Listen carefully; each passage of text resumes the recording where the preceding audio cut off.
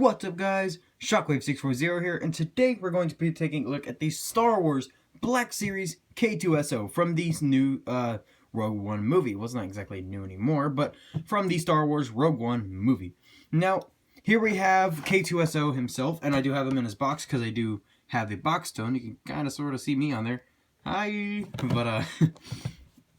But getting back here so we can take a look at this little bio. It says, K-2SO, a reprogrammed Imperial security droid now loyal to the Alliance. K-2SO is an alarming sight standing with a secret rebel base. The pragmatic droid is an effective insertion agent as he can blend in perfectly at Imperial installations and outposts. Now, I would actually beg to differ. I'm not going to give any spoilers for the movie, so don't worry. But I would beg to differ because according to the movie, that's not exactly true. but looking at the back of the box here, you can see, of course, the Disney logo. You got some Hasbro junk, some warnings and whatnot. Here you got the bio in different languages if you want to read it. There you have it in what looks like Spanish, maybe? No, it's not Spanish. It's French, I think. There you have it in... I don't know what language that is. I want to say it's Puerto Rican, and then that's Spanish right there. So there you have it in those languages if you wish to read it. You have a nice picture of K-2SO there in the background. This is Star Wars The Black Series. This is number 24 in the line. On the side, you got number 24. You got K-2SO. You got some stuff, just solid red. At the front, you got that same picture of K-2SO in the back, just a completely different style, I believe. You got the figure in the box. Going to the side, you just see more of the stuff. K-2SO, recycling symbol. And that's pretty much it for the box. So let's go ahead and open the box here. So you're gonna get your finger in there, and you can see it is a clamshell box. You just pull that out, set that box off to the side because we won't need it. And there you can see how K-2SO is packaged. It doesn't have any accessories or anything, which is kind of a bummer. I would have thought he would have came with a blaster or something, but then again, he didn't have one in the movie. But so let's just kind of pop this guy out. Take a look. I can pop him out. Just kind of get his legs loose. There we go. Set that off to the side. We just throw these down at the floor. And now we can take a look at the figure himself. So let's set K-2SO right there. We can do our size comparisons. If he will stand. There we go. He's very hard to stand. Very, very hard to stand. But it's kind of bringing that down. There we go. I had to wipe the camera. I had like smudges on it. But so bringing in some size comparisons. Here he is with a little R2-D2.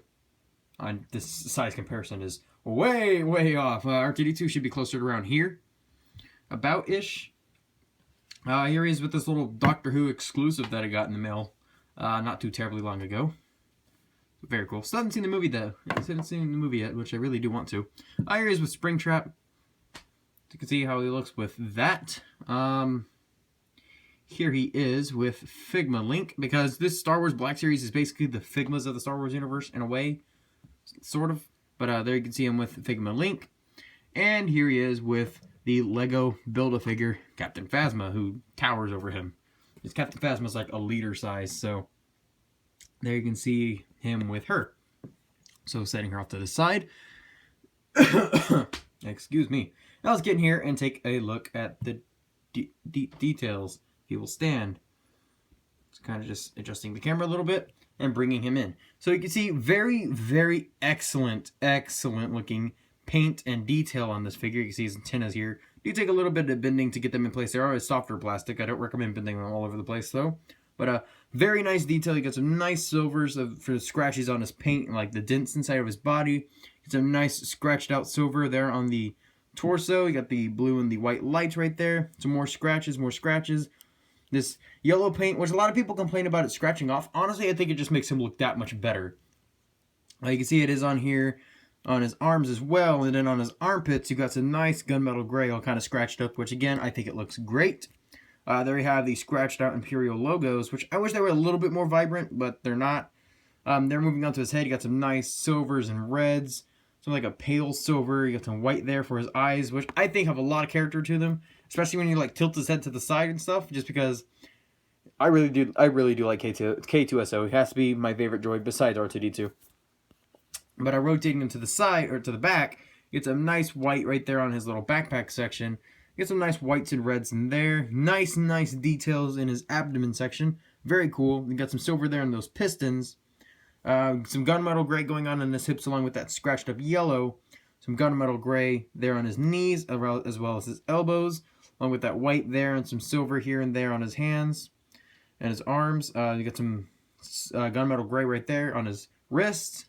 Moving on down, you can see nice silver paint, nice looking paint all around. Very cool sculpt.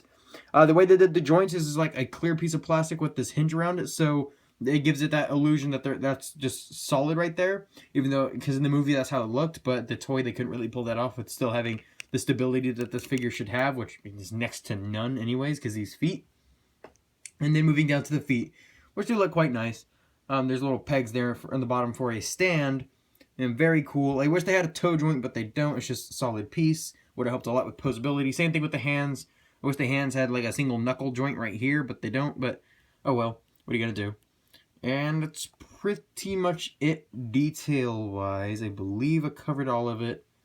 Might be a few something here and there that I missed, but that's pretty much... Oh, okay. The detail there on the bottom of his head. Very, very nice. I do quite like the detail there and the detail there on his collar. It kind of looks like a collar, but I also got some nice detail there on the actual neck itself. Now, the articulation, this guy's got a lot of it. You've got a ball joint here at the base of the neck and a ball joint at the head. So you can look way down. Can't look up at all. This is actually about as far as you can look up, and he's still looking a little bit down. You can turn his head and tilt it all you want to, so you can be like, you said what? No. So you can get some very, very expressive poses. Waist joint, kind of, sort of. It goes about that far, but it kind of, like, you can feel where it locks and bumps into stuff just because of the way everything is shaped up in there, so it doesn't exactly work.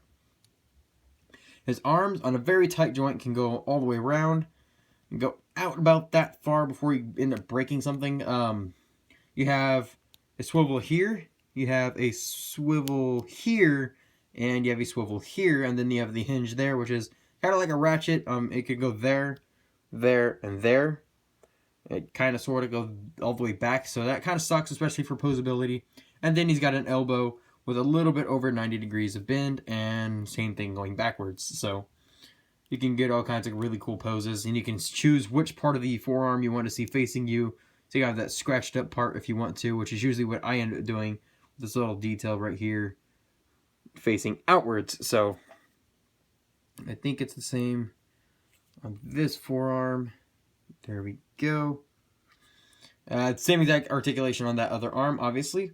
Now his hips are kind of weird. There is a ball joint right here, so you can see some nice range of movement. They can go out pretty far. Forward, not as far as I would like. Backwards, same thing.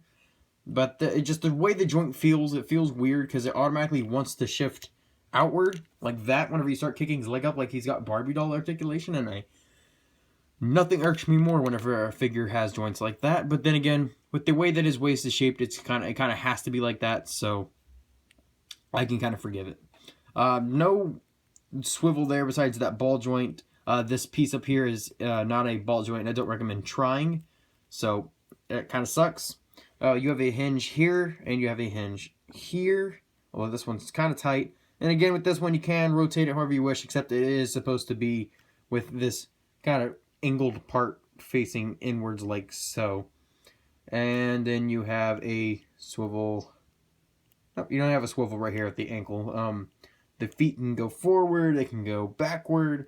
You got a very tight ratcheted ankle joint, which can only really go one click inward, and it's a very intense, or that's outward. One intense click inward. You kind of sort of get it to force it into the middle there, but it doesn't exactly work. And you can see mine has a crooked shin, because all the plastic on this guy is a softish plastic. As you can see, his leg is just kind of flexing everywhere. But that's just because his joints are so thin, so they don't want you to accidentally break it on him. So they kind of have to be like that. But you can still get him in some really cool poses. And he does have some nice weight to him, because his body is a thick body. This is not hollow. You can definitely tell just because listen to the sound that it makes whenever he drops onto the table. You just see that. That sounds like a bag of marbles just and dropping them from the front.